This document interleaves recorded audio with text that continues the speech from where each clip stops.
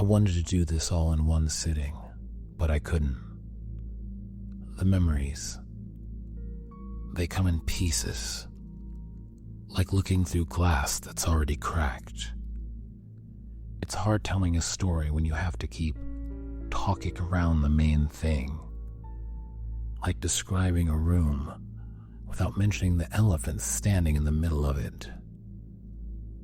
Before I can tell you what happened, before the board game and the noise and the blood, I have to talk about the people who mattered before the sneak ever showed up. There were 4 of us once: Adam, Jen, Sarah, and me. I met Adam during a party, one I wasn't supposed to be at.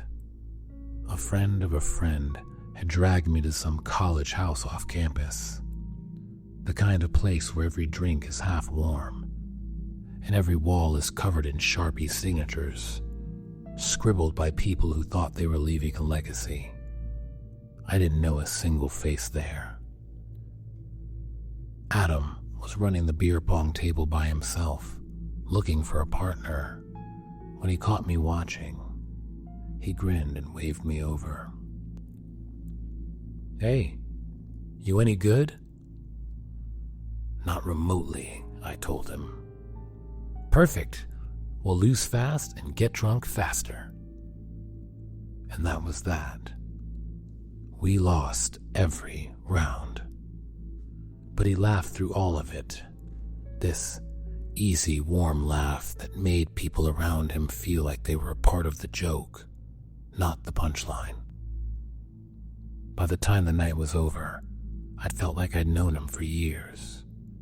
Adam had that rare kind of kindness, not performative, not forced, the kind that came from some deep well of goodness most people don't have anymore. He made friends with everyone, but somehow made you feel like you were the only one that mattered. We started hanging out after that. A couple of drinks after class, open mic nights, late night food runs.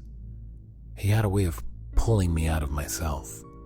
He was the extrovert's extrovert.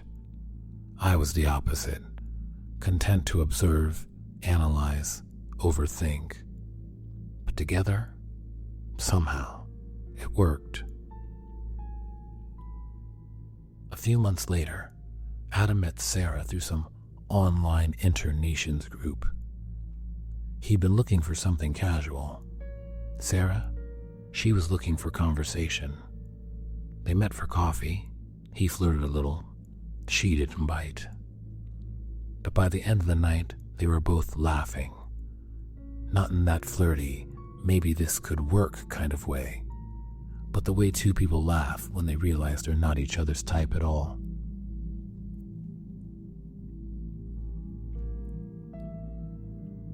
There was no chemistry.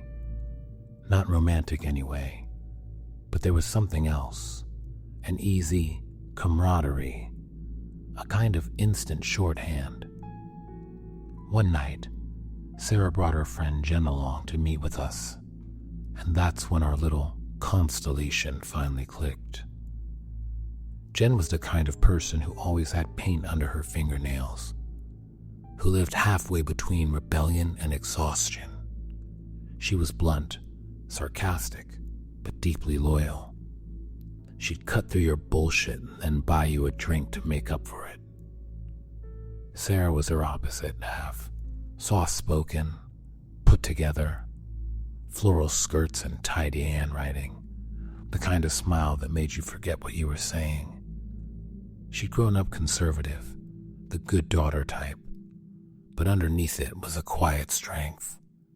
She practiced martial arts, worked out like it was a religion, and when she talked about her family, her eyes went somewhere far away.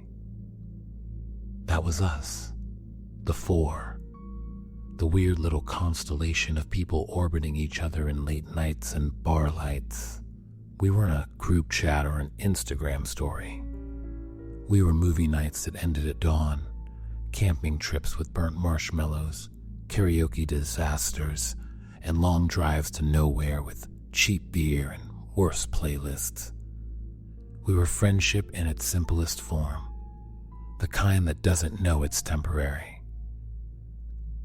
Somewhere along the way, Adam and Jen started to drift towards each other. You could feel it before you saw it. The lingering looks, the shared jokes that didn't make sense to anyone else. At first, none of us said anything. I didn't think anything of it, really. Maybe Sarah did, though. She was always the more perceptive one. After movie nights, when the others would head home early, Sarah and I would end up at the bar down the street. We'd talk until closing time. She'd tell me about her martial arts tournaments, about wanting to work as a veterinary tech, about how her parents didn't understand why she didn't use her degree. I'd listen quietly and sometimes talk about philosophy or books I knew she didn't care about, just to fill the silence. She'd roll her eyes, smirk, and order another round. I liked her more than I should have, and I told myself it wasn't like that, but it was. One night, over drinks, I asked her out. Not dramatically, just quietly. She looked at me for a long time, her eyes steady, unreadable. I was with someone for 3 years. He was cruel, physically, emotionally, the whole package. I've been out of it for a year. I like who I am now. I'm not looking for anyone. She smiled, gentle but firm. But I'm glad you're my friend. It stung, but I respected her more for saying it. I promised myself I'd keep being her friend. That would be enough. A few weeks later, Adam and Jen came out as a couple. They did it sheepishly, like they were confessing a crime. Sarah and I laughed about it, pretending to be shocked. Who could have seen that coming, we joked. Adam had looked nervous, almost guilty. I don't want things to get weird, he said. They won't, I told him. And for a while, they didn't. We still hung out, still drank, still played Cards Against Humanity and Exploding Kittens and all those dumb board games. But slowly, the rhythm changed. Adam and Jen started skipping nights, showing up just for a round or two before heading out. Sarah and I became the regulars. Sometimes we'd close the bar together, walking back through empty streets. She'd laugh about work or rant about her students, and I'd listen, nodding, never daring to bring out how much I missed the old balance. And then one night, she didn't text back. Weeks passed before we all got together again. That was the night I met Sean. He was introduced as a friend from the art scene, but he felt like someone performing the idea of a friend. A little too loud, a little too quick to joke. The kind of guy who filled silence because he was terrified of hearing his own thoughts. He called himself a musician, comedian, painter, and activist, like he was throwing darts and hoping one would stick. When he was sober, he was fine. When he wasn't, that was a different story. The playful energy turned sharp. He'd poke at people, push buttons to see what reaction he'd get. Sarah seemed smitten. Maybe it was rebellion. Maybe she just wanted something that didn't feel like the past. I told myself it didn't matter. Until one night, I walked into our usual bar late. I can still see it. Adam and Jen were in our booth, side by side, half listening to some story Adam was telling. I was smiling, ready to wave, until I saw the bar. Sean was there. His hands were around Sarah's waist. They were kissing like teenagers at a high school dance. Her body arched towards him, the kind of closeness that said everything I didn't need to know. The kind of closeness that said everything I didn't want to know. I froze, thought about turning around, pretending I'd forgotten something in my car. But she saw me. She pulled away, guilt flashing across her face before she smiled. A small, broken smile. I waved. I sat with the group. I couldn't tell you what anyone said that night. I remember the sound of laughter. Adam's big, infectious laugh. Sean's loud and performative one. Jen's soft giggle. But none of it sounded real. I drank quietly, staring at the condensation on my glass, counting the seconds until I could leave it. Counting the seconds until I could leave without it being awkward.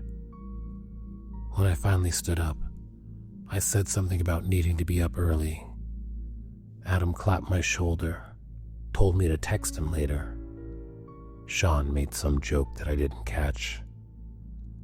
I walked through the haze of cigarette smokes and college kids shouting on the sidewalk, really realizing that our group was over.